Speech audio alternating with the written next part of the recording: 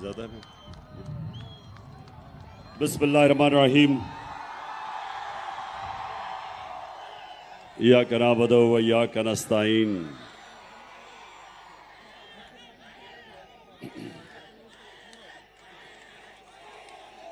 शुक्रिया। मैं sir university का शुक्रिया अदा करता हूं कि आज उन्होंने मुझे दावत दिया।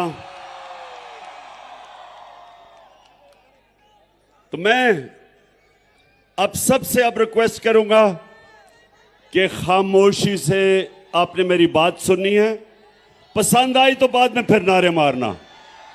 शुक्रिया शुक्रिया। अच्छा, अभी बस आया सर, पता चल गया, सुन ले आप मेरी बात। अच्छा देखें, मुझे पता चला कि जो गवर्नर पंजाब, सुन ले, आराम से सुनने, आज आपने मेरी बात, पता नहीं कब मौका मिलेगा फिर से आपसे बात करने का। मैं सबसे पहले गवर्नर पंजाब, जो चांसलर है सरगोदा यूनिवर्सिटी। स्विट्जरलैंड जा रहे हैं। आज तक तो स्विट्जरलैंड मैंने सिर्फ यश चोपड़ा की फिल्मों में देखा था। I can't believe हाँ, मैं it तुम्हें happened. रियल लाइफ में देखा दूं। Excuse me. Yes, Hello. may I help you? 2 tickets to Switzerland, please. Sure. Name, please. Prem Mehra Uh-huh. and Rupali Walia.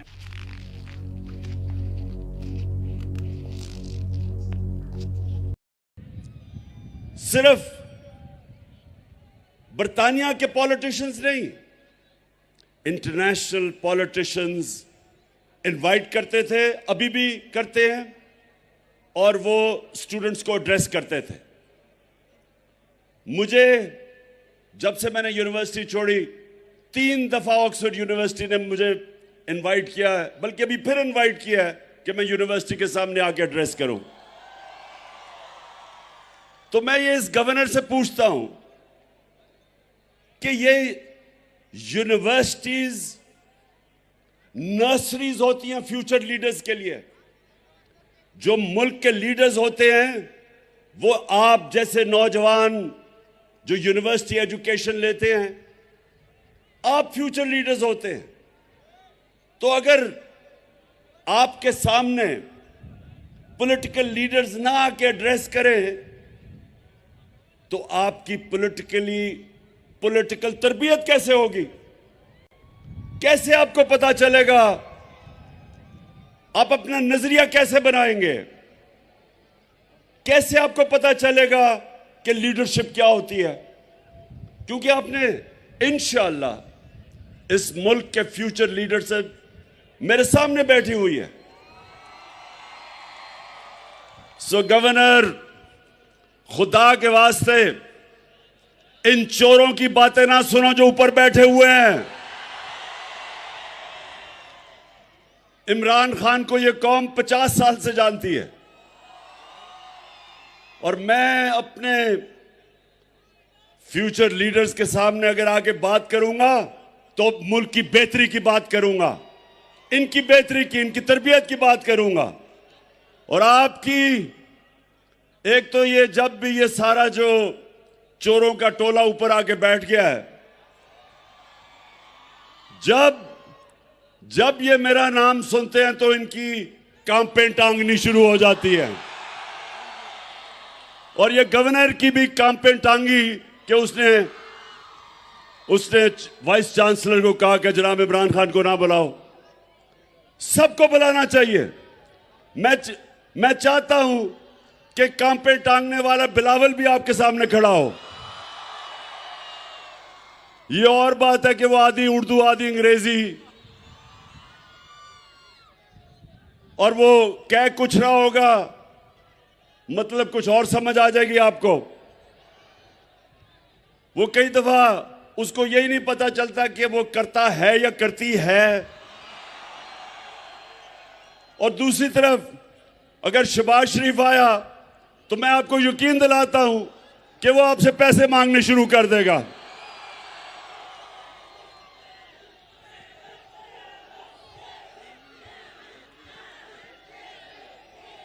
हाँ, और आप डीजल साहब को भी इनवाइट कर सकते हैं यहां। सबको आना चाहिए।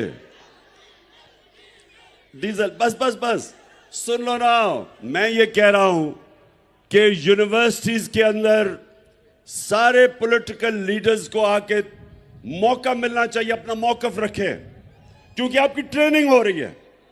और इसलिए क्यों यूनिवर्सिटीज में मुल्क की फ्यूचर लीडरशिप यहां से जन्म लेती है। और दूसरी चीज, अच्छा जरा आपने देखें, आराम से आज आपने मेरी बात सुननी है, क्योंकि मुझे आपका जज्बा और जुनून मैं नोटिस कर रहा हूं, माशाल्लाह उबल रहा है। अच्छा अब सुनना है, देखें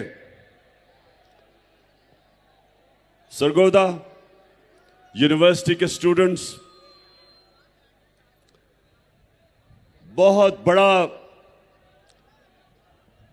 फिलोसोफर एरिस्टोटल ने आज से 2500 साल पहले एक बात कही थी। गौर से जरा मेरी बात सुने, वो क्या कही थी। उसने कहा था कि अगर एक माशरे में नाइंसाफी हो, जुल्म हो, तो सारे माशरे के शहरी राय हक के लिए खड़े होंगे, इंसाफ के लिए खड़े होंगे। और जब एक इंसान हक के लिए खड़ा होता है तो वो पैगंबरों का काम करता है। सारे अल्लाह के जो पैगंबर थे सब राय हक और इंसाफ के लिए खड़े हुए थे। हमारे नबी सल्लल्लाहु अलैहि वसल्लम मक्का के जो कुफार थे, जो जुल्म करते थे, जिन्होंने आजादी राय, जो अपनी आजादी राय लेके निकले थे, हमारे नबी सल्लल्लाहु अलैहि वसल्लम उन्होंने रोक दिया था, तशद्दुद किया था लोगों पे। वो उसके लिए खड़े हुए थे। जो हजरत मूसा थे वो फिरौन के जुल्म के खिलाफ खड़े हुए थे। हजरत इब्राहिम नमरूद के खिलाफ खड़े हुए थे। हजरत ईसा रोमन इंपीरियलिज्म और जो यहूदी एलीट थी उसके खिलाफ खड़े हुए थे। सब इंसाफ के लिए खड़े हुए थे। तो दो किस्म के पॉलिटिशियन हैं। एक पॉलिटिशियन है जिसको दुनिया हकारत से देखती है, अवाम का नाम लेके इक्तदार में आता है और उसी अवाम को लूटना शुरू कर देता है, झूठ बोलता है अवाम से। इनको लोग हकारत से देखते हैं। और दूसरा पॉलिटिशियन कायद आजम मोहम्मद अली जिन्ना। कायद आजम एक बड़ी ख्वाब इंसाफ के लिए, मुसलमानों के हकूक के लिए निकले थे कि हिंदुस्तान में हमें हकूक नहीं मिलेंगे, इसलिए वो निकले थे। 40 साल स्ट्रगल थी। इसलिए आज हम सब कायद आजम की इज्जत करते हैं कि उन्होंने अपने लिए सियासत नहीं की थी, हमारे लिए की थी। नेल्सन मंडेला, साउथ अफ्रीका में कोई सोच भी नहीं सकता था कि कभी भी खून के बगैर जो अफ्रीकन थे उनको आजादी मिलेगी, क्योंकि गोरों ने उनके ऊपर कब्जा किया हुआ था। अपार्थाइड रिजीम थी, गोरे ऊपर बैठे थे, नीचे गुलाम थे। तो नेल्सन मंडेला 27 साल उसने स्ट्रगल की, 27 साल जेल में गुजारे, लेकिन अपने मौकफ से पीछे नहीं हटा। और जब तक साउथ अफ्रीका रहेगा, चाहे वो गोरा हो या काला हो, सब नेल्सन मंडेला की इज्जत करेंगे, क्योंकि उसने अपनी जात के लिए पॉलिटिक्स नहीं की। और हमारे नबी सल्लल्लाहु अलैहि वसल्लम, हम क्यों उनसे इतना प्यार करते हैं, हम क्यों इश्क करते हैं उनसे? क्योंकि उन्होंने हमें हकूक दिलवाए, उन्होंने हमें इंसान बनाया, उन्होंने मदीना में अदल और इंसाफ का निजाम लेके आए, इंसानों को आजाद कर दिया। उन्होंने मेरिट लेके आए, उन्होंने तालीम का बताया कि जब तुम इल्म हासिल करते हो तो ये इबादत में शामिल हो जाता है। उन्होंने वो लोग जिनकी कोई हैसियत नहीं थी, दुनिया की इमामत की उन्होंने। वो अरब जिनकी हैसियत नहीं थी, दो सुपर पावर्स थे मशरिक और मगरिब में। ये दुनिया की तारीख का सबसे बड़ा इनकलाब था कि उन्होंने उनको उठा के लीडर्स बना दिया। हर सहाबी लीडर बन गया। तो मेरे जो आज जो नौजवान में आप सब मेरे सामने हैं, ये समझें कि हमारा मुल्क अब दो तरफ है, फैसला कुन मोड़ के ऊपर खड़ा है। अगर इस वक्त जो मैं अपनी सारी कौम को कहता हूं कि आप आज हक और सच और इंसाफ के लिए नहीं खड़े होंगे, तो याद रखें, जब आप जुल्म का मुकाबला नहीं करते और जुल्म के बुत के सामने झुक जाते हैं, वो माशरा तबाह हो जाता है। हजरत अली का कौल है कि कुफर का निजाम चल जाएगा, लेकिन जुल्म और ना इंसाफी का निजाम नहीं चल सकता।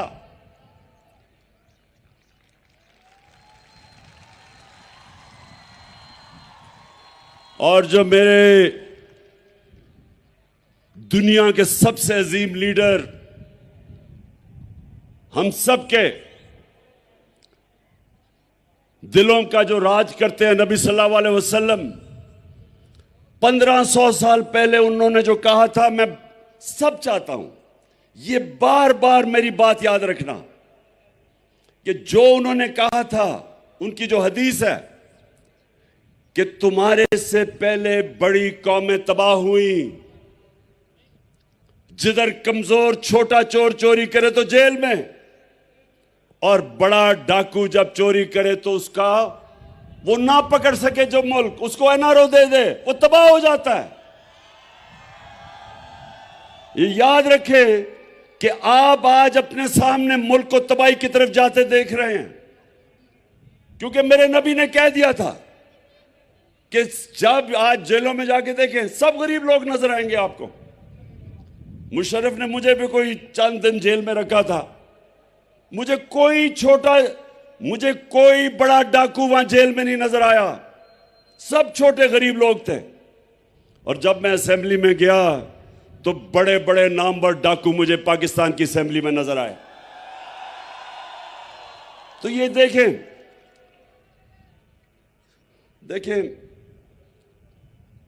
मैंने सारी दुनिया देखी है।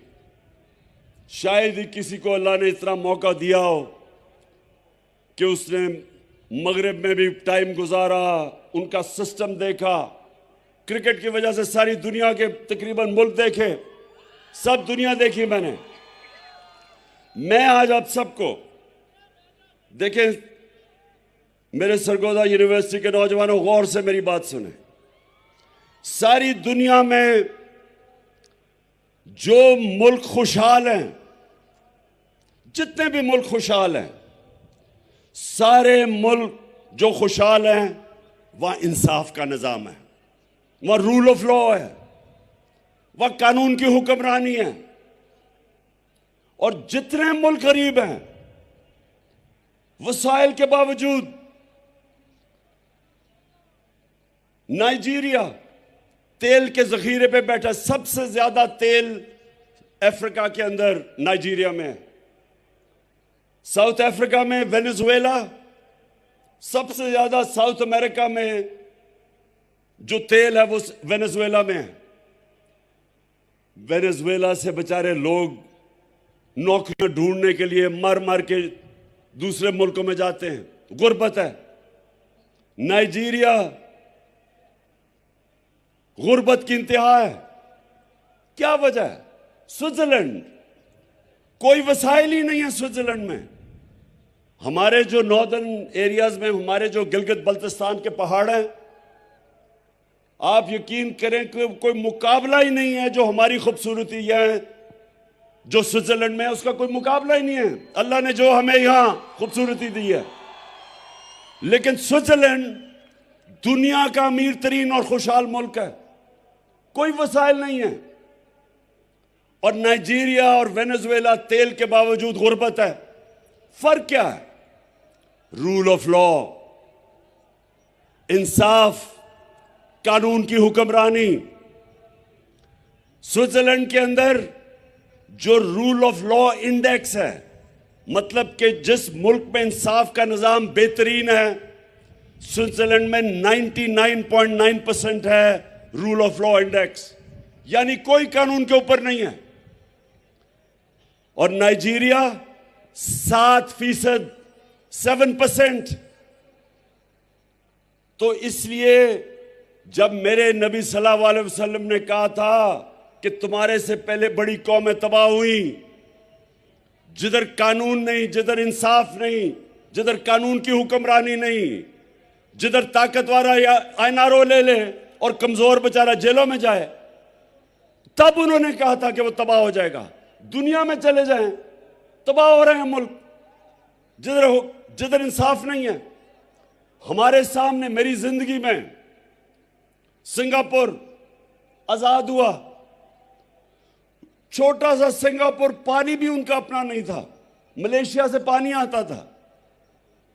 वो सिंगापुर जिसको कोई सोच भी नहीं सकता था, सिर्फ एक बंदरगाह थी। ये सरगोदा यूनिवर्सिटी गौर से सुनो, क्योंकि हमारे सामने हुआ ये। उस सिंगापुर में एक ईमानदार लीडर आया जिसका नाम था ली कुआन यू।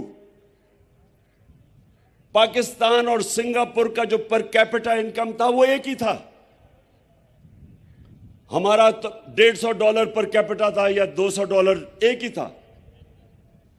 उस सिंगापुर के अंदर एक लीडर ने कानून कायम किया।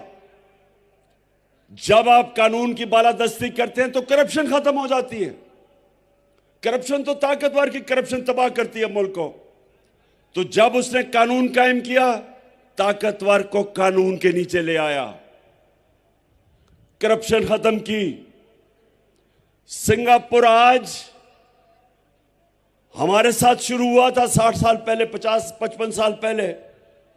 हमारा आज 2000 होगा डॉलर पर कैपिटा, मुझे याद नहीं है। सिंगापुर का $60,000 पर कैपिटा है। औसत आमदनी सिंगापुर में $60,000 है।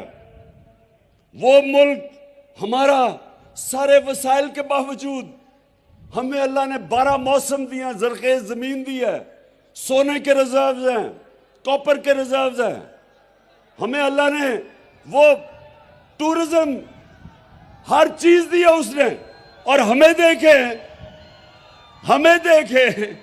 कि हमारा वो भी शहबाज शरीफ मांगने गया था, अमेरिका जी मुझे पैसे दे दो,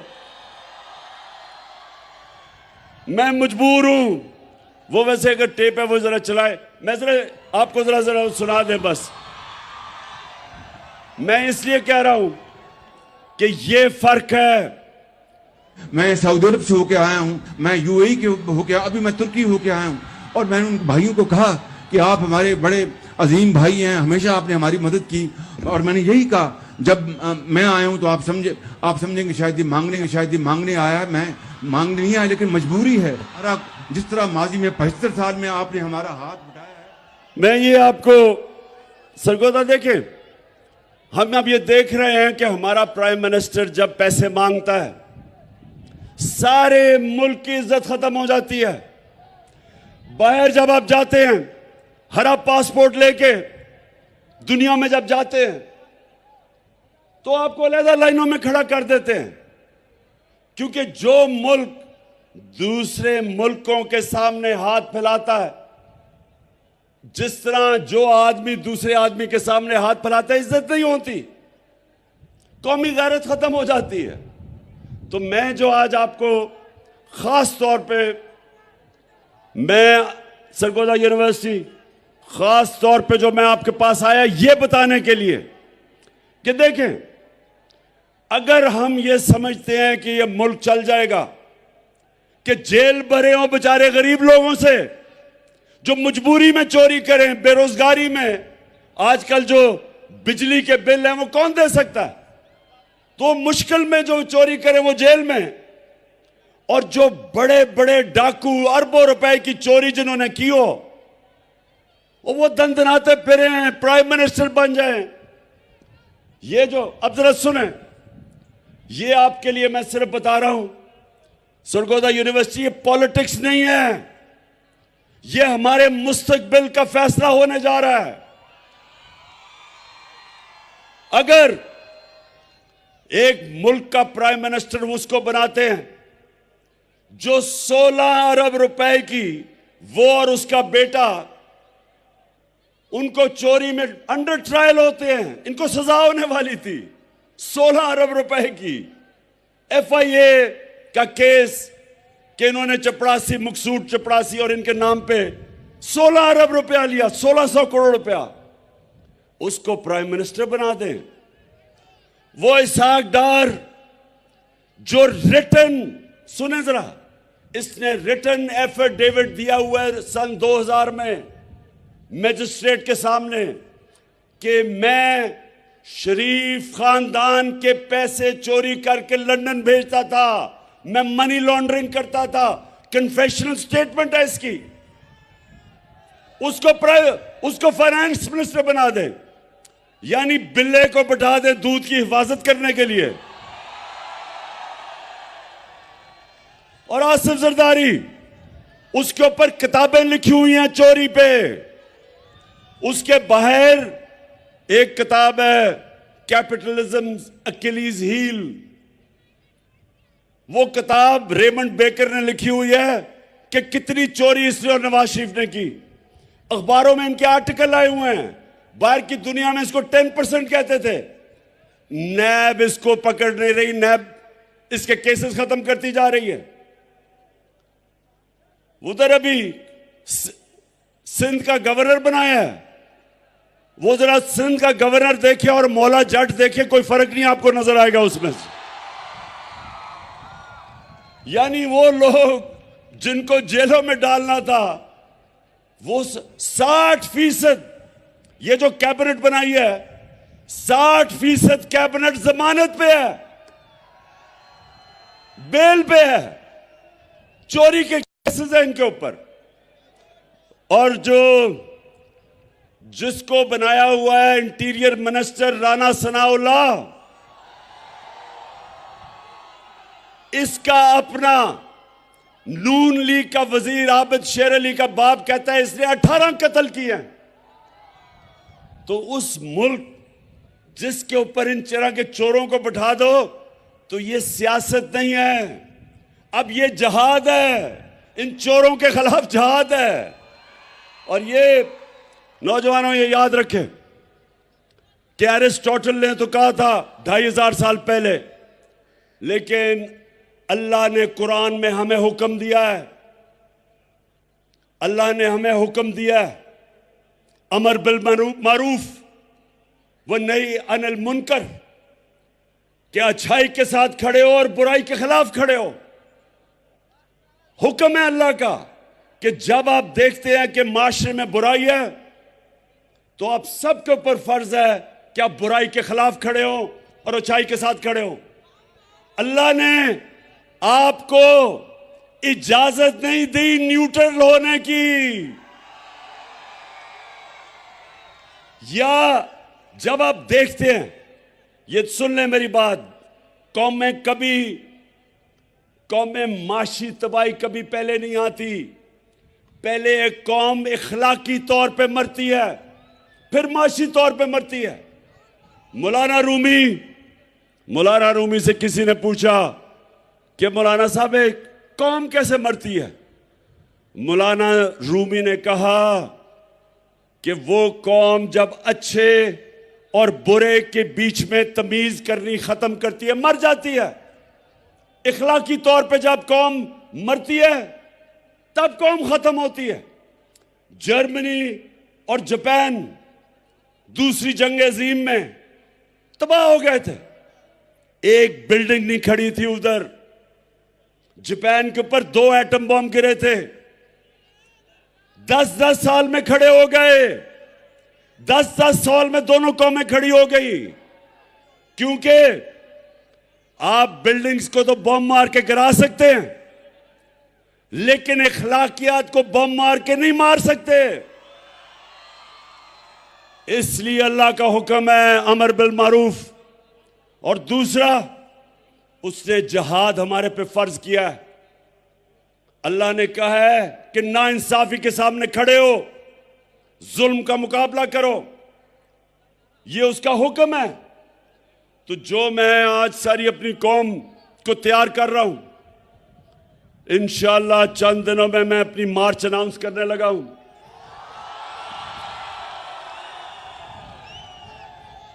और ये सियासत नहीं है, ये मेरे मुल्क के लिए हकीकी आजादी की जहाद है।